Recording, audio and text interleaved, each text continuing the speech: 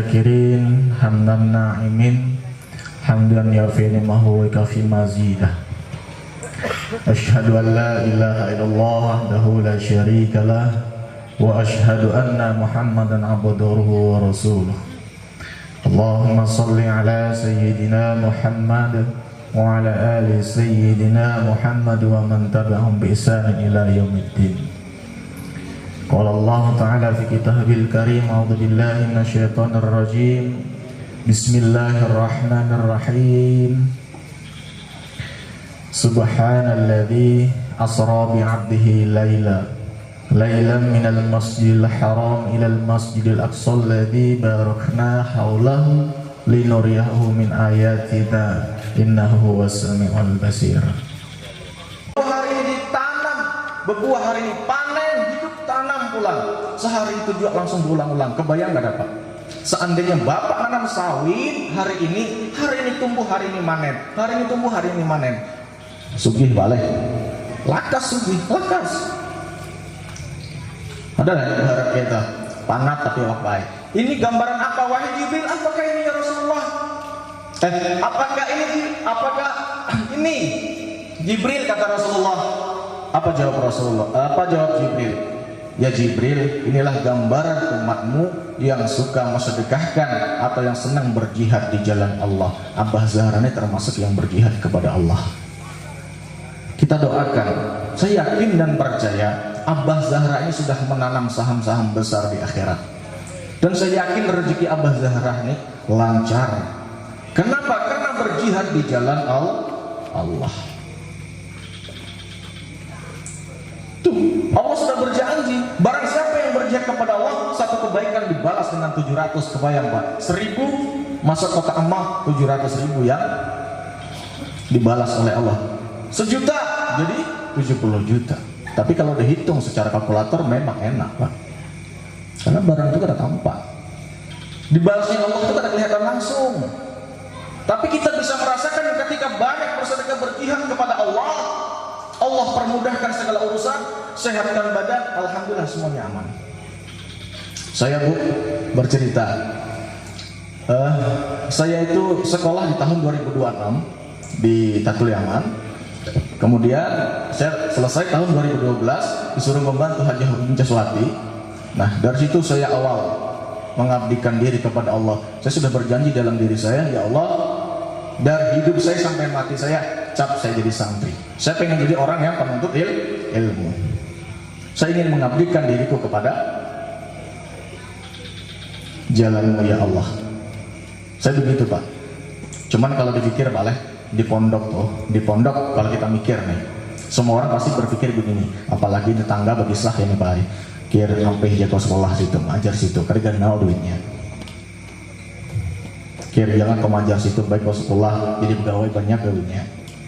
Cuman yang kupikirkan cuma satu Pak, seandainya dunia saya kejar terlalu berjauhan, saya jauh dengan Allah, maka saya tidak akan bisa menikmati betapa bahagianya orang-orang yang bersyukur. Tapi alhamdulillah semenjak saya ngajar di situ, ngabdi di situ, dari mulai kuliah, menikah sampai punya anak, masih tetap bertahan di situ.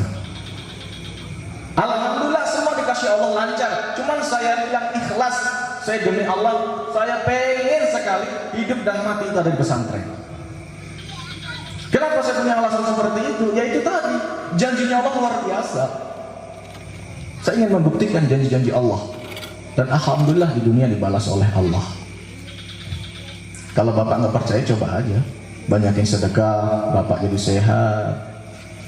Bapak jadi anaknya penurut. Nah itu salah satu yang diberikan oleh Allah kepada kita. Apalagi semacam ini Pak. Majelis-majelis seperti ini kita harus kembangkan, kita harus besarkan. Kenapa? Bapak nggak sayang dengan anak Bapak? Tengok, ini generasi penerus bangsa ini udah tahu tentang cinta kepada Rasulullah. Ini salah satu nikmat yang diberikan oleh Allah luar biasa. Melalui Abah Zahra majelis ini maju, anak-anak kecil diajarkan tentang mengenal Allah, mengenal Rasulullah.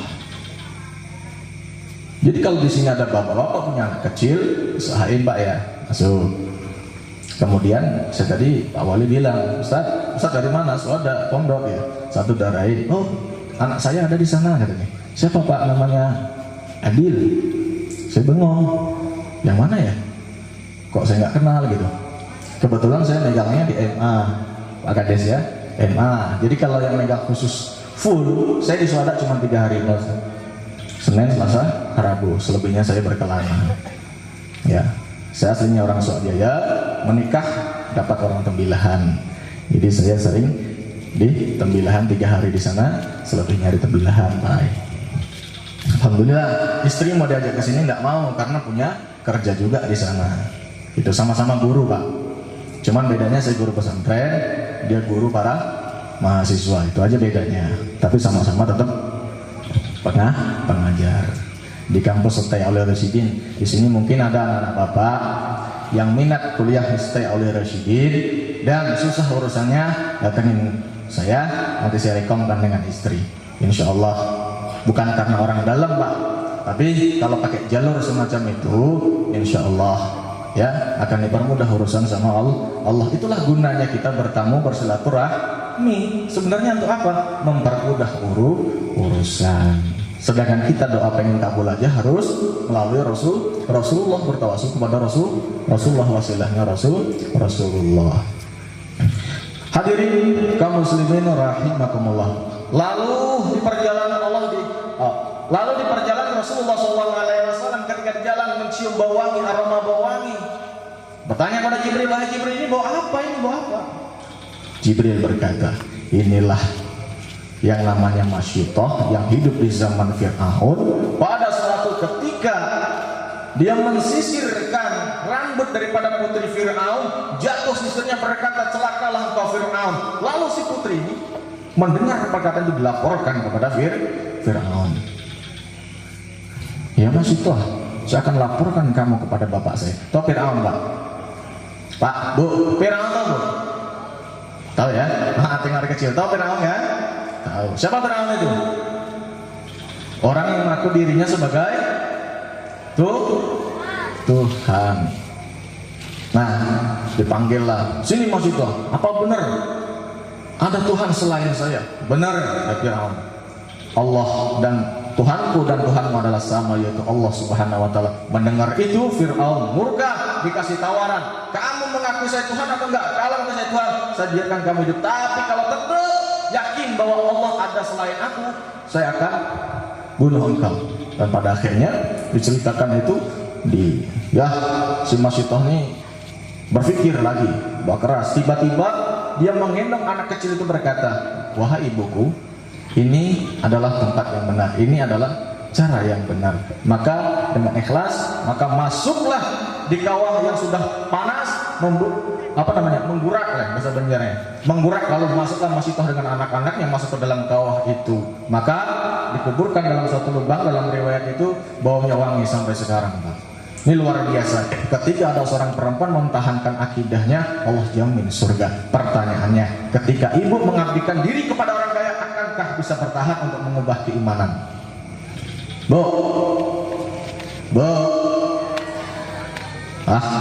mulai uyuh udah leh. Bu, seandainya ibu dipertemukan dengan orang yang kaya, Bu, kemudian orang kaya ini baik sekali dengan ibu, sampai kebaikannya tuh ibu bilang, gua susah mau lepas dari dia karena udah terlalu baik. Kebetulan orang kaya yang baik ini, mohon maaf, beda akidah dengan kita. Lambat laun dari tahun ke tahun, kemudian ibu merasa nyaman dengan orang tersebut karena kebaikannya. Pas ditanya, "Ibu mau nggak pindah ke agama saya?" Jawaban ibu apa? Mau nggak? Tidak, benar. Wah, dikasih duit, kasih mobil, masa mau? Mau? Iya. Alhamdulillah, berarti punya prinsip yang bagus berkat Abah Zara. Dengarkan pengajian. Apapun yang menggoda kita, tipu daya dunia, selagi itu berpegang akidah, tinggalkan Bu ya. Akidah tetap dijaga. Kemudian terus lanjut. Kemudian Rasulullah diperlihatkan dengan ada di perjalanan orang yang suka membenturkan kepalanya ke batu, hancur, dibenturkan ke batu, kepalanya hancur, hancur balik lagi. Ya Jibril ini Tamsil apa lagi? Ini gambaran apa lagi? Ah, inilah umatmu yang jarang mengerjakan sholat, yang malas untuk mengerjakan sholat. Ini gambaran Bu. Bu, sholat ada berapa Bu? Hah? Sholat ada berapa? Banyak. Sholat yang wajib ada 5 waktu dalam sehari semalam. Ya Bu ya. Sholat itu sebenarnya kalau sholat lama nggak sih Bu? Tidak ya? Ibu biasanya kalau sholat berapa menit? Tergantung selera Ustaz tadi. Masalah itu, mau hari dingin ancape, mau nambahnya kada tahan ancape lagi. Tapi standarnya lah orang-orang biasanya jagus baha tuh kayak ini. Sholat tuh jangan terlalu lawas, karena kesempatan setan menggoda. Tapi sebenarnya Pak Bu ya, sholat itu adalah perkara yang mesti sebenarnya harus khusyuk betul-betul kita mengingat bahwa kita pelajari tentang sholat itu banyak hal-hal yang mesti banyak hikmahnya. Akan tetapi kita sebagai orang awam tahu cara sholat yang baik dan benar, kita belajar dengan guru-guru kita, maka usahakan 5 menit lah paling lawas gue. 5 menit dikali 5 berapa? 25 menit. Tapi terkadang manusia 5 menit saja untuk meluangkan waktu 5 menit susahnya luar biasa. Kenapa begitu? Itulah sholat itu kalau dilihat gampang, sholat itu kalau dilihat enak, cuman mengerjakannya sulit luar biasa. Kenapa begitu? Hah? Kenapa alasannya? Ya karena kita merasa bahwa sholat itu adalah ya sesuatu yang sangat berat. Makanya dihadirkan ada musola, ada masjid supaya dengar azan. Disitulah kita berontak hati kita pengen mengerjakan sholat berjamaah. Maka ketika udah dengar azan Allahu Akbar, langsung wudhu berangkat. Insya Allah semangat sholat. Tapi ketika dengar azan nantilah nunggu komat. Wah saya jamin pasti males. Nah itu perkara sholat. Maka hukumannya bagi orang yang malas sholat, maka seperti orang yang membenturkan kepalanya sendiri ke batu, hancur kemudian balik lagi. Itulah salah satu gambaran bahwasanya manusia ketika malas mengerjakan sholat, saya yakin dan percaya begitulah balasan dan siksanya. Hati-hati, hati-hati. Sholat. Apalagi nih Isra Mi'raj adalah sejarah di mana pertama untuk perintah mengerjakan sholat. Seandainya Rasulullah menerima pertawaran yang pertama 50 waktu diambil sama Rasulullah, kapan waktunya kita bekerja Bu? Ini dikasih 5 waktu masih terasanya berat, cuman 5. Ada lagi prinsip begini Abah Jarahai. Kada sembayang kah? Kada. Sembayang itu nomor 2. Nah, Bapak nomor 2, yang pertama sadar, yang kedua sholat. Itu jangan jadi prinsip itu ganan aja. Apa ngarannya? Berdamian aja. Sholat tetap paling utama. Pada suatu ketika ada cerita Bu. Saya punya dosennya tawaduknya luar biasa. Bapak ini setiap orang azan keluar, padahal lagi ngajar loh. Setiap orang dengar azan keluar, setiap orang azan keluar. Pas saya ikut juga pergi dia mengantarkan buat ceramah, setiap berhenti. Ustaz, saya bilang gitu kan, kalau ini dengan Ustaz, kenapa sih? Kok setiap orang azan harus berhenti, harus sholat, kenapa? Kira katanya, kalau kita pengen bagus segala urusan dunia, maka perbagusilah sholatmu. Terus saya lihatkan, perhatikan. Saya ini kan orangnya penasaran Bu, bener nggak apa yang diucapkan? Saya teliti dulu, bener nggak? Setelah saya cerita, saya melihat cerita-cerita dari teman-teman, melihat dari cerita tetangga, memang dosen itu termasuk orang yang menjaga sholatnya. Alhamdulillah karirnya luar biasa Pak. Sekarang S3 ngambil 2 kampus sekaligus. Kebayang nggak Pak? Kampus S3 2 sekaligus. Nah satunya ngambil ya S3-nya ngambil 2 jurusan sekaligus. Alhamdulillah bisa selesai dengan gampang. Cek.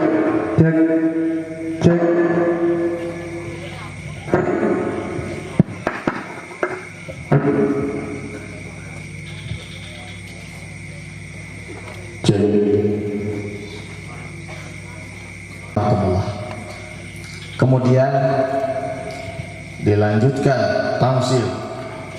Rasulullah melihat suatu kaum itu, di situ ada dihidangkan daging yang baik dan ada daging yang busuk. Lalu orang tersebut itu selalu memakan yang busuk. Lalu Rasulullah bertanya pada Jibril, wahai Jibril, ini tentang apa? Wahai Jibril, tamsil apa? Nah, apa kata Jibril? Inilah umatmu yang sering melakukan tindakan-tindakan yang tidak sesuai dengan aturan agama. Mohon maaf, inilah ciri-ciri umatmu yang suka selingkuh, sudah punya istri tetapi memilih wanita lain yang di luar sana.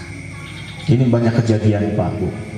Saya terkadang kalau lihat TikTok Toba Zahrai, sunyaan mengaku janda. Awak nih kan, mau melihat TikTok tuh, nah scroll bejukit, scroll bejukit, kada dihi terliwat, kena pas terliwat penasaran, saya turun ke bawah, dilihat, dosa geser pulang, mbak penasaran, gitu aja wian. Tapi ngakunya janda anak satu, apalagi bilang janda lebih menggoda. Sebenarnya konsepnya nggak begitu loh Pak ya. Terkadang manusia tuh yang begitulah. Ada baiknya media sosial itu, ada juga banyak buruknya. Makanya anak-anak sekarang kalau saya perhatikan itu banyak tingkah lakunya yang wah ngeri Pak Bu. Kayak model di zaman hari ini, misalnya umurnya 10 tahun itu seperti orang pergaulan yang umurnya 20 tahun. Sudah berani gojeng perempuan, sudah berani, bocil-bocil sekarang itu luar biasa. Pemerintah bagus menjadikan internet gampang diakses, tapi terkadang memang kada dibatasi, ngalih juga. Tapi alhamdulillah, Ustaz lah, namun di pondok pesantren kada boleh buah HP. Tapi sekali boleh main HP kada bampihan. Bujur tak? Nah, kadang saya sengaja tuh, saya wali kelas, saya bikin grup anak-anak tuh wali kelas, niat saya buat mengontrol. Saya sengaja bikin di grup itu kayak model pembahasan tentang apa. Itu kadang ada yang ngechat sampai jam 2 sampai jam 3 malam. Saya tanya, kenapa nggak guringan? Kada sembayangan kena subuh, marah saya tanya, kada apa-apa. Kenapa kada apa-apa aja Kak? Lawas bang, kada somain HP, rindu pulang rasanya. Nah, santri aja masih kawak gitu. Udah jelas-jelas kita punya tanggung jawab, subuh harus bangun sholat subuh. HP-nya lancar, subuhnya macet. Ngeri kan? Apalagi sekarang main game. Saya lihat teman-teman tuh ada yang main apa tuh Pak, yang beli capcip apa namanya itu? Slot ya itu? Apa tuh? Hah? Gua ngerti juga. Cuma ada pas lagi ngumpul sama teman-teman pemuda gitu ya, saya ngobrol nih, cerita dia nontonin HP aja, padahal HP kan cuma digini aja nih. Itu main apa sih? Ini namanya chip ngadu rezeki. Ngadu rezeki di HP, dipencet turun, wes. Nanti kalau udah apa namanya? JP. Janda peot apa? McQueen. Jackpot gitu ya. Wah seneng dijual chipnya. Wih, hari ini aku jual chip bongkar apa 1 juta lebih. Senangnya luar biasa. Kayak model inilah, naik haji gratis gitu, senangnya luar biasa. Itulah, terkadang amal jariah tuh ada, tapi terkadang dosa jariah juga ada Pak. Itu Bang salah satunya mengajarkan kawan main, slot singgah kawan 4 juga main. Boleh gak Ustaz? Pikir aja seorang. Seandainya itu banyak mudaratnya, tinggalkan. Wah, kalau nyaman lagi berlahan-lahan. Ya Bang ya, berlahan-lahan dikurangi mainnya. Kita tahu kita hidup itu kada lawas kada Bang. Sumat juga, yakin kenapa hidup itu kada suah nyaman? Itu Bang tadi gara-gara main itu terus, kada pernah memikirkan bahwa Tuhan mengawasi kita. Allah pancing terus dengan kesenangan dunia sehingga lupa dengan kesenangan akhirat. Kembali ke sejarah, bayangin Nabi Adam dan Hawa kok dilempar ke dunia. Sudah jelas nyaman di surga, dilempar sama Allah ke dunia. Gara-gara apa? Cuman gara-gara kata Allah jangan dekatin pohon koldi. Tetapi karena rayuan tipu daya setan, kemudian Nabi Adam juga kepancing, akhirnya diturunkan ke dunia. Itu baru hal kecil, baru kesalahan sedikit saja langsung kelihatan. Apalagi kita yang masih di dunia. Nah, kaum muslimin jamaah rahimakumullah. Kemudian ada tamsilan orang yang punya kayu bakar, mencari kayu bakar, udah jelas nggak bisa diangkat, tetap ditambah. Nggak kuat ditambah. Ya Jibril, ini tamsilan apa lagi? Inilah tamsilan daripada umatmu yang suka menimbun-nimbun apa Pak? Kalau apa namanya? Janji, menimbun-nimbun janji, dan ketika kalau bahasa gampangnya ketika orang meminta iya ditampung terus, belum dilaksanakan udah ditimbun-timbun. Contohnya, biasanya di sini adalah orang datang, ayo, apa yang mau kira-kira kita bangun? Adalah yang berkata, ajukan aja, ajukan terus. Padahal terlaksana gak ada. Itu di sana Bang, di sini gak ada. Itu banyak model begitu. Kadang mohon maaf banget. Para calon-calon pemimpin. Terkadang itu untuk meninggikan, untuk melakukan kampanyenya biasanya mohon maaf betul. Dia menjanjikan, contoh, saya pernah dengar dekat nih, saya pengen ciptain bensin gratis, kemudian makan gratis, makan siang gratis. Kalau dipikir-pikir Pak Bu ya, makan siang gratis se-Indonesia ini mayu gak ada? Hah? Kadang-kadang lah berpikir lah gitu kan, secara logika. Kemudian menjanjikan bensin gratis, kebayang gak sih? Logikanya kemana gitu cara berpikirnya? Tapi ya begitulah, ditimbun terus, akhirnya kebanyakan buyar, nggak jadi. Nah itulah tamsilan orang-orang yang suka mengiyakan, menyanggupi segala aspirasi tapi tidak bisa merealisasikan. Maka dari itu bapak-bapak yang dirahmati Allah, kalau kita ditakdirkan jadi orang hebat, itu jangan terlalulah banyak berjanji. Kenapa? Karena takutnya kita nggak bisa nepatin, akhirnya menumpuk dosa. Mendingan standar sajalah. Ini yang bisa saya bantu Pak, ini yang bisa saya bantu Bu, mudah-mudahan berkah. Gitu aja, jangan terlalu janji-janji manis. Kenapa? Ya begitulah, kita paham semua realisasi. Nah, apalagi sekarang musimnya kampanye. Nah, pas debat capres kemarin semua aspirasi dikeluarkan, menawarkan visi misinya, itu tergantung kepada kita. Betul dipatahkan Mbak Zahra tadi, beda pilihan boleh, tapi jangan salah silaturahim kita putus. Itu banyak ada juru-juru kampanye yang belum dilantik sudah kampanye surangan. Pilih ini Anies mantap, orangnya hebat, pilih Prabowo orangnya hebat, Ganjar mantap, semuanya aneh mantap. Ya, tinggal kita aja hati kira-kira siapa yang bagus. Pas siapa yang jadi kita doakan, mudah-mudahan dia amanah, jadian dong. Jangan membaguskan satu sama lain lawan kekawanan, berkelahi. Pilih ini jabah jahra kada, ya Ustaz sebelah pilih ini ya, berkelahi Ustaz sama Ustaz. Cuman gara-gara beda pilih, akhirnya berantakan. Orang di atas yang ketahuan awak. Bahasanya kan kayak gitu. Setidaknya solusinya pilih yang menurut hati Anda tuh nyaman, tepat. Dah, jangan sholat berkelahi masalah itu. Dah, hadirin kaum muslimin rahimakumullah. Ini baca rai, mohon maaf nih, 10:30 nih sampai soda jam 11:30 nih. Ya, terus kemudian Rasulullah SAW diperlihatkan dengan adanya orang tua rentan tetapi memakai perhiasan-perhiasan yang cantik. Lalu Rasulullah bertanya kepada Jibril, wahai Jibril, ini gambaran apa lagi? Nah, inilah gambaran umatmu yang dunia itu suka mengumpulkan harta. Dia sadar bahwa dunia itu umurnya tidaklah lama. Orang kaya semakin banyak menumpuk harta dan akhirnya lupa dengan adanya kematian. Bagaimana cara kita menyikapi supaya apa? Supaya antara dunia dan akhirat itu bisa bekerja sama. Pertama, jadilah orang kaya yang pemurah. Orang kaya pemurah seperti apa? Seperti kegiatan Islami, dia selalu sumbangkan, baik itu dari materinya, dari tenaganya, dari pikirannya. Tuh, kalau ibu-ibu pengen jadi orang kaya, jadilah orang kaya. Berniat begini, guru saya pernah berpesan, Kir, kalau kamu pengen punya kendaraan yang bagus, punya kebun yang banyak, berniat, ya Allah, kalau memang engkau izinkan aku untuk berjihad di jalanmu, maka permudahkan jalannya. Guru saya itu pesan begitu Pak. Jadi saya mikir, ini gimana konsepnya gitu. Jadi guru saya tunggu 2 atau 3 tahun.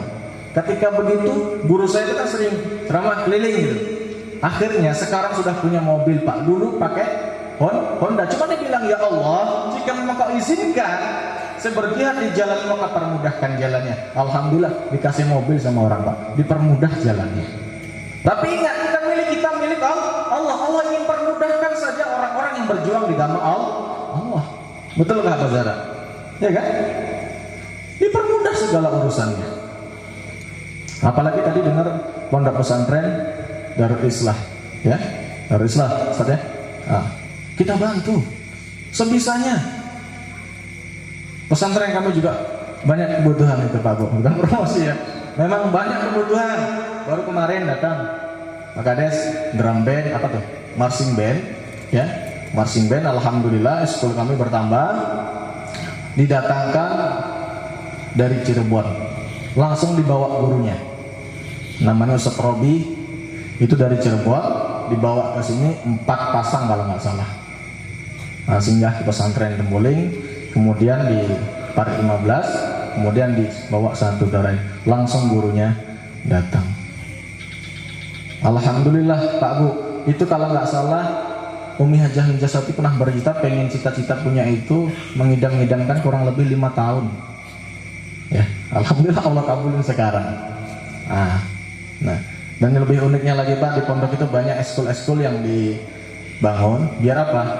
Ketika jiwa mereka tuh pengen dengan seni, kami fasilitasi. Karena Bazarai kalau sunyian sekolah di pondok itu sunyian khusus membaca kitab, khusus kegiatan-kegiatan Islami tanpa diselingi dengan kesenangan dan skill-skill mereka, saya takutnya mereka jenuh.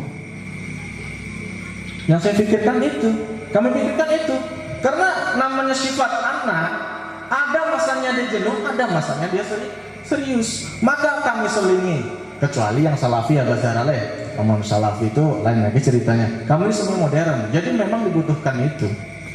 Jadi ada seni marawis, alhamdulillah, sampai ke Pekanbaru.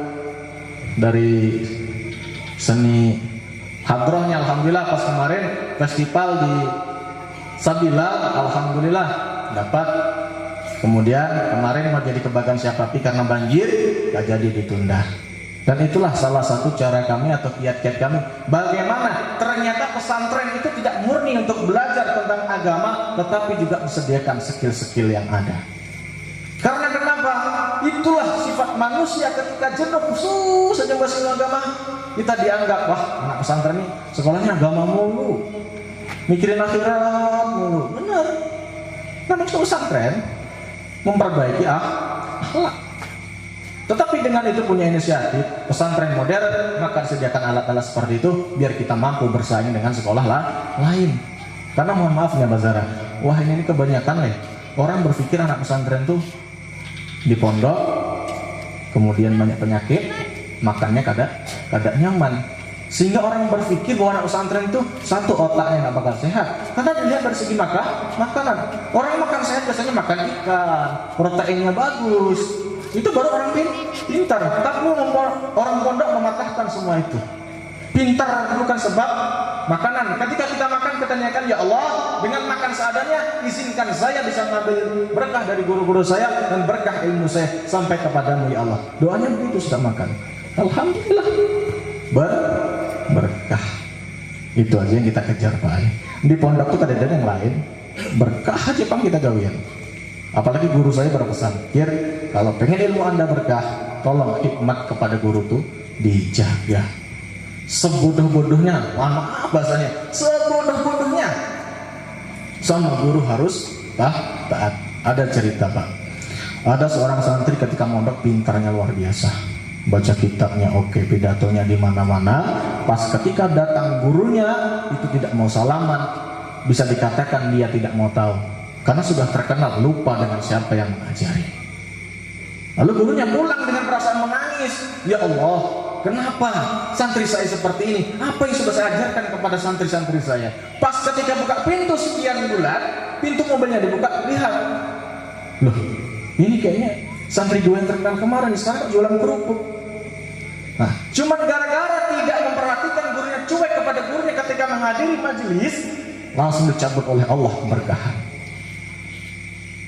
Itu cerita yang pertama. Cerita yang kedua, santri ini belajar nggak bisa Pak, cuman kerjanya apa? Setiap malam itu membersihkan tempat gurunya tidur, menyediakan makan, mengambilkan itu terus sampai 5 tahun keluar jadi alumni.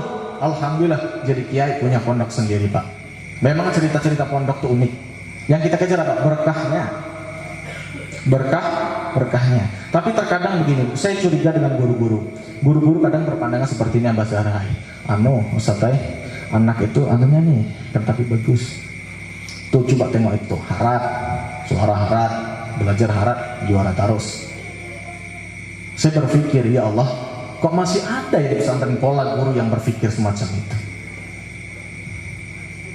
Kita ajarkan kepada mereka, tanamkan kepada mereka hikmat kepada guru, taat kepada guru, insya Allah pintar akan datang. Banyak cerita-cerita zaman bahari, Bazarane, kayak model Kiai Hasyim Asy'ari, itu ceritanya unik. Ya, nggak pernah belajar duduk, nggak pernah ngaji duduk, cuma disuruh ngembalain kambingnya dia, yai. Tiba-tiba jadi pendiri NU. Nah, nggak masuk akal tadi Pak ya. Tapi itulah cara Allah, ketika hikmat kepada guru yang dekat kepada Allah, insya Allah Allah permudahkan segala urusannya. Nah, kembali kepada tema tadi, kenapa dunia ini sudah tua, kenapa harus kita kejar banyak-banyak dunia? Sekarang Bu, orang lebih mementingkan dunia daripada mementingkan akhirat. Contohnya, ibu-ibu sekarang, ibu-ibu kalau mau dekat suami sama dekat pengajian, itu dandannya lebih mana-mana? Pengajian Bu ya. Dan uniknya Bazarai, ibu-ibu pengajian wah ini sehari ketiga menghadiri 3 kali ganti pakaian. Di rumah cukup syuting tuh dah. Salah bukan juga salah, tapi mau sampai hati banget tolong disiapkan bungas-bungas cantik-cantik akan laki. Bagus juga Pak, bungas sampai di luar tuh bagus. Kada salah ada. Cuman aturannya kata kayak itu, di luar tuh sekiranya pantas dilihat nyaman udah lagi. Jangan berlebihan banget. Ini dandannya udah keluar, ngeri. Tiba di rumah Masya Allah, anak digawil, jalaki kayak ini bentuknya, kada digawil bini surang. Apa pada akhirnya? Ya Allah, beginikah wanita akhir zaman. Tapi mudah-mudahan ibu-ibu di sini luar biasa. Alhamdulillah dijaga kebaikannya, jaga kerapiannya. Begini cantik-cantiknya luar biasa. Di rumah saya yakin Mbak Zahra itu lebih cantik, lebih bungas, lebih menawan bagi lakinya. Ya Bu ya, kita jaga akhlak kita. Dan yang terpenting Bapak Ibu, Mbak Zahra, ada seorang santri datang jam 11 malam, pas Musteri datang. Ustaz, aneh mau curhat nih. Nggak apa-apa. Ini Ustaz, saya pengen mondok lagi, tapi orang tua jangan. Kenapa? Karena santri ini, Ustaz, ada orangnya macal banget di pondok. Sikit-sikit bekelahi, berokok. Akhirnya abahnya ini muyak di sini ya. Abah anakku nih sekolah di sini menggawi musuhan orang tua. Pada salah sini lagi, kau sekolah jadi angka militer sana. Kau sekolah sana jadi polwan, jadi polisi. Anaknya ini kada mau. Saya pengen mondok. Abahnya kada mau, tetap kada mau. Jadi akhirnya apa dicurhat? Ustaz, apa solusi yang terbaik buat saya Ustaz? Bingung lah kami Pak ya. Pengen mondok tapi orang tua kada ridho. Sedangkan kita tahu ridho orang tua dahulukan daripada kehendak hati. Jadi lambat laun kami suruh istikharah. Gini aja deh Ustaz, kayaknya saya aja mengalah. Kenapa? Saya kayaknya ngikutin kata orang tua masuk militer. Tahu nggak Pak? Pikiran dia apa? Kelas 3 sanawiyah orangnya. Ustaz, kenapa saya nggak mau jadi pegawai? Kenapa saya nggak mau jadi angkatan? Saya menjaga Ustaz. Menjaga apa? Saya yakin dan percaya ketika jadi pegawai, ketika jadi angkatan, pasti sedikit demi sedikitnya akan tergiur dengan uang yang haram. Pasti. Dia pandai memastikan. Kenapa? Mereka belajar. Dia mengamati di balik kenakalan, rupanya dia mengamati semua perbuatan itu. Diceritakan dengan teman-teman begini. Sedikit saja Pak. Misalkan contohnya, tolonglah aku jauh bulik nih, kada payah pakai sidang-sidangan. Meluluskan boleh, tidak mengikuti aturan. Itu yang dia pikirkan. Ketika saya memakan duit yang bukan hak saya dan tidak halal, ketika saya ibadah ditolak oleh Allah, saya mau jadi apa Ustaz? Kami merasa tertampar sebagai seorang guru. Terkadang guru itu dengan kesibukan jadwalnya masuk, ada aja berlambat 2-3 menit. Korupsi waktu bahasanya. Ini tamparan bagi kami, Pak. Nah, makanya saya sarankan kepada Bapak Ibu yang dirahmati Allah, ketika anaknya punya pilihan yang bagus, tolong difikirkan dengan matang-matang, diajak bincang-bincang yang baik. Saya sering di Pondok Tosat menangani santri-santri yang berkeluh kesah, dia nggak berani cerita dengan guru lain. Saya bilang, kalau ada cerita apapun, datangin saya, cerita ke sama saya. Rata-rata Pak, itu berbenturan dengan kehendak orang tua. Orang tuanya ego, terlalu tinggi egonya, sehingga itu meniadakan atau mengalahkan rasa percaya diri kepada anak, sehingga anak itu jadi tidak dihargai, apalagi di umur-umur yang sudah dewasa. Hadirin kaum muslimin jamaah yang dirahmati Allah, Syekh Abdul Qadir Jailani pernah berkata, manusia terbagi kepada 4. Apa itu? Yang pertama adalah orang yang punya lidah dan tidak punya hati. Apa itu? Orang yang tidak bisa berkata dengan baik dan tidak bisa mengerjakan kebaikan karena tidak ada terlintas dalam dirinya untuk berbuat baik. Tuh, ada yang model begitu Pak. Mulut di pengajian, ya, menyambati pengajian, menjelekkan pengajian, apalagi tolak pengajian. Yang kedua adalah orang yang punya lidah tapi tidak punya hati, yaitu seperti seorang penceramah yang bisa berceramah tapi tidak bisa melaksanakan apa yang sudah disampaikan. Ini berat tanggung jawabnya sebagai ustaz. Apalagi di pondok itu siapapun lulusan dari manapun, kalau udah masuk ke pesantren itu pasti dianggapnya ustaz. Tapi dengan itu jadi doa yang baik untuk jadi ustaz.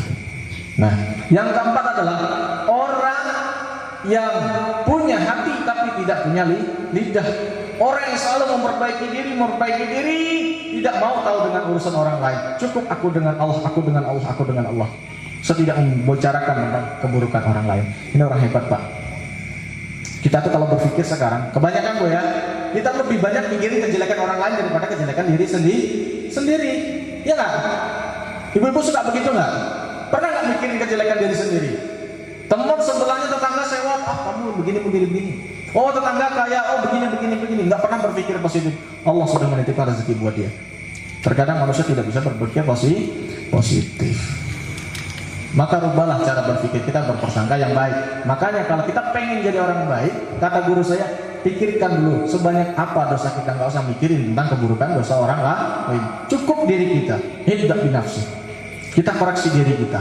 Diri kita insya Allah kalau kita perbaiki dosa orang lain, Allah akan angkat derajatnya. Dan yang terakhir, yang keempat adalah orang yang punya lidah, orang juga yang punya hati. Itu para guru-guru kita, kiai-kiai kita, itu yang mengajarkan, dia belajar ilmu agama dengan bagus, kemudian disampaikan, kemudian diimplementasikan dalam kehidupan sehari-hari.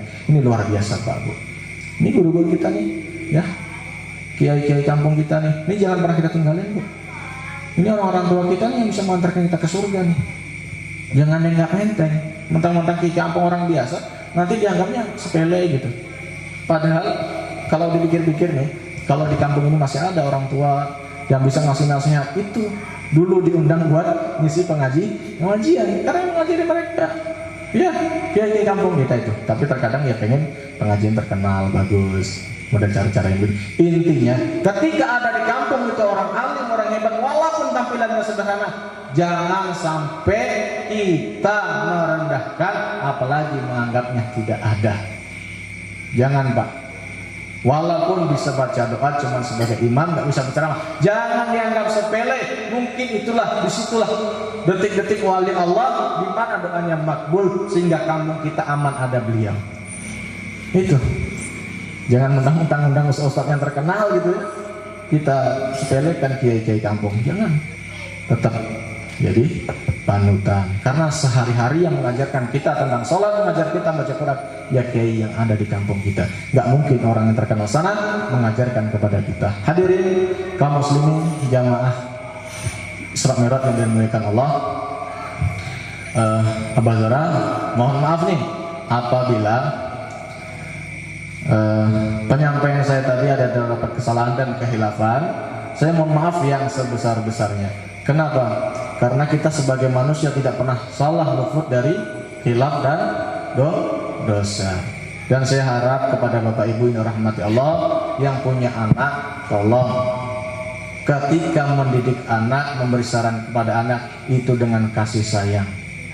Sering-seringlah komunikasi dengan anak. Sering-seringlah berkomunikasi, sharing dengan anak. Jangan mengedepankan ego kita, pemikiran kita berpikir pemikiran kita paling bagus, benar. Bapak orang tuanya, bapak yang pengen terbaik buat anaknya. Tapi terkadang pernah nggak kita berpikir, anak kita dikasih kesempatan untuk berpikir, dia mencoba pengen dewasa berpikir yang lebih bijak. Karena di pondok kami begitu Basare, banyak santri yang datang yang dikeluhkan masalah itu semua. Saya nangis. Kenapa? Ya seperti itu tadi, Ustaz. Saya nggak pantas dah hidup. Kok begitu? Ketika saya pengen jadi orang yang baik, orang yang bijak, malah ditentang. Nggak didengerin dulu sampai habis. Apa maksud tujuan anak itu, dengerin apa maunya. Ayo nak, boleh kok. Tapi terkadang orang tua melupakan itu. Padahal pendidikan awal seperti itu, Pak. Bener.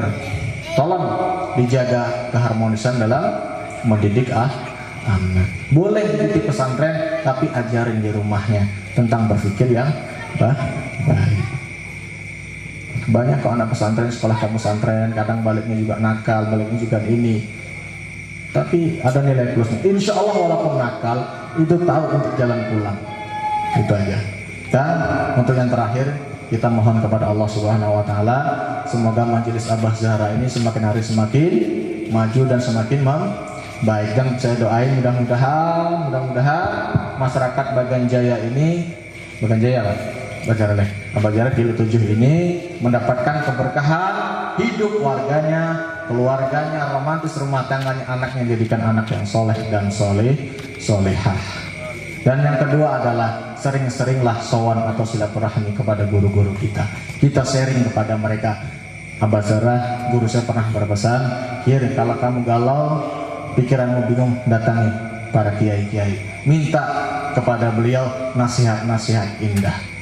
Apa dalam bahasa kerennya? Guru spiritual. Karena jiwa kita ini kadang lelah, Pak. Susah hendak berpikir bagus, datangi beliau-beliau orang-orang alim nih. Insya Allah kalau dengan orang alim itu, kalau ngomong orang alim itu enak banget. Insya Allah tenang jiwa kita, tak ya? Itu. Dan kemudian yang ketiga adalah jadikanlah di rumah itu tempat yang paling nyaman buat kita hidup. Apa itu maksudnya? Jangan sampai di rumah kita itu perkara sedikit menjadi besar akhirnya bubar. Itu banyak terjadi cerita-cerita sekarang. Tetangga saya ada namanya Rian dan dia Ricis.